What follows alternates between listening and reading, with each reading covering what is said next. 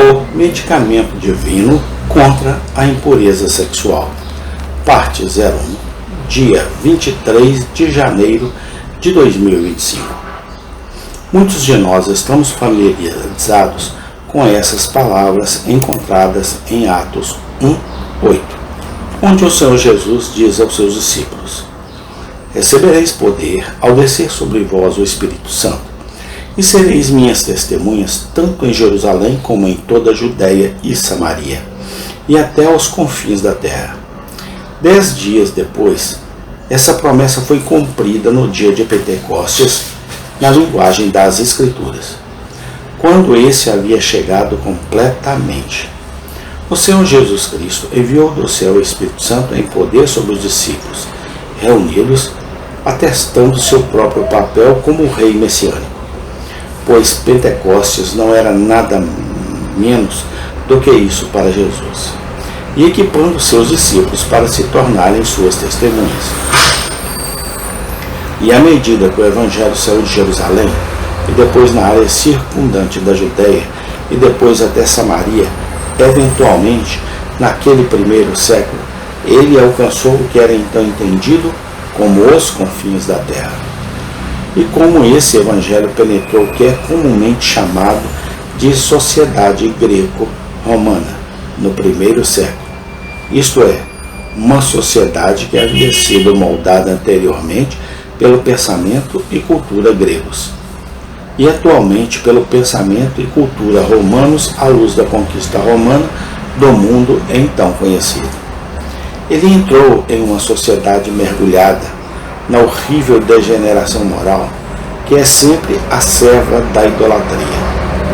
Algum de vocês, ao ler o Antigo Testamento, pode se perguntar por que Deus teve que colocar as proibições chocantes no livro de Levítico e em outros segmentos da lei do Antigo Testamento, alertando o seu povo contra pecados que são tão básicos e tão feios, capítulos que quase coramos ao ler em público.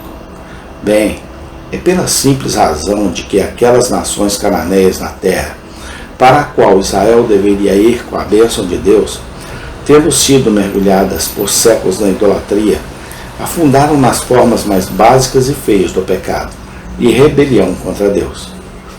Quando nos voltamos para o Novo Testamento, encontramos em Romanos 1:18-32 uma ladainha condensada de classificação R dos tipos de pecados, que eram prevalentes no tecido social da maior parte do mundo greco-romano. Tivemos um pequeno vislumbre disso quando estávamos estudando 1 Pedro, quando Pedro lembra seus leitores no capítulo 4, versículo 3 e 4, do tipo de estilo de vida que marcou muitos deles antes de sua conversão a Cristo. Proeminentes entre aqueles pecados que eram a serva da idolatria em Canaã, contra a qual Deus advertiu seu povo, proeminente entre os pecados listados em Romanos 1:18-32, proeminente entre os pecados naquela descrição destilada da degeneração da sociedade pagã. Em 1 Pedro 4, estão os pecados de impureza sexual. E é por esta razão que o Novo Testamento registra instruções específicas e repetidas sobre o assunto de como o povo de Deus deve manter a pureza sexual no meio de sociedades que se tornaram uma verdadeira fossa de impureza sexual. Na verdade, a consciência social da maioria desses lugares onde as igrejas tinham sido estabelecidas, estava tão agredida, distorcida e desensibilizada que, quando uma carta circular foi enviada pelos apóstolos em Jerusalém, eles tiveram que proibir explicitamente a prática de fornicação entre as igrejas. Agora, se você duvida disso, eu dei um resumo das outras passagens, mas volte para Atos 15. Se você quiser, por um momento, você se lembrará de que os apóstolos se reuniram para ouvir a preocupação expressa por Paulo e Barnabé, que enquanto ministravam em Antioquia, perceberam que alguns estavam ensinando que você precisava ser circuncidado e se tornar um judeu kosher para ser um cristão completo. E lemos no versículo 23 de Atos 15.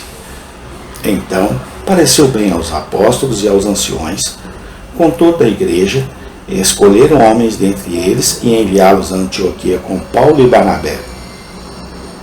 A saber, Judas, chamado Barnabé, e Silas, homens importantes entre os irmãos. Esses homens vão levar de volta para essas igrejas e outras igrejas a mente dos apóstolos lá em Jerusalém.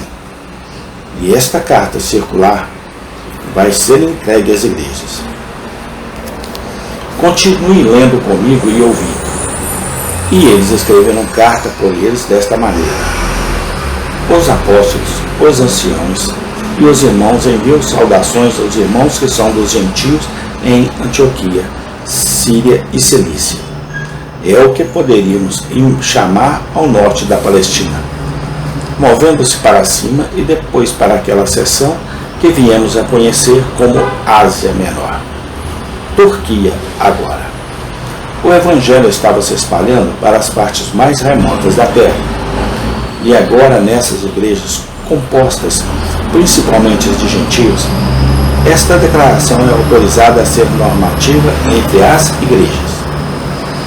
Visto que ouvimos que alguns que saíram de nós vos têm perturbado com palavras, pervertendo as vossas almas, dizendo: importa circuncidar-vos e guardar a lei, aos quais não demos tal mandamento.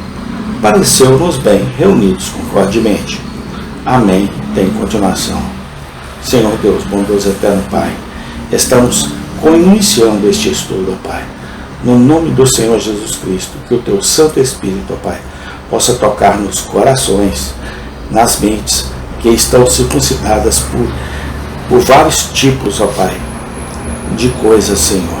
Que elas possam circuncidar seus corações do pecado, ó Pai. Possa limpar, purificar, entendeu? No nome do Senhor Jesus Cristo. Dá-nos da Tua bênção, Senhor, hoje e sempre. Amém.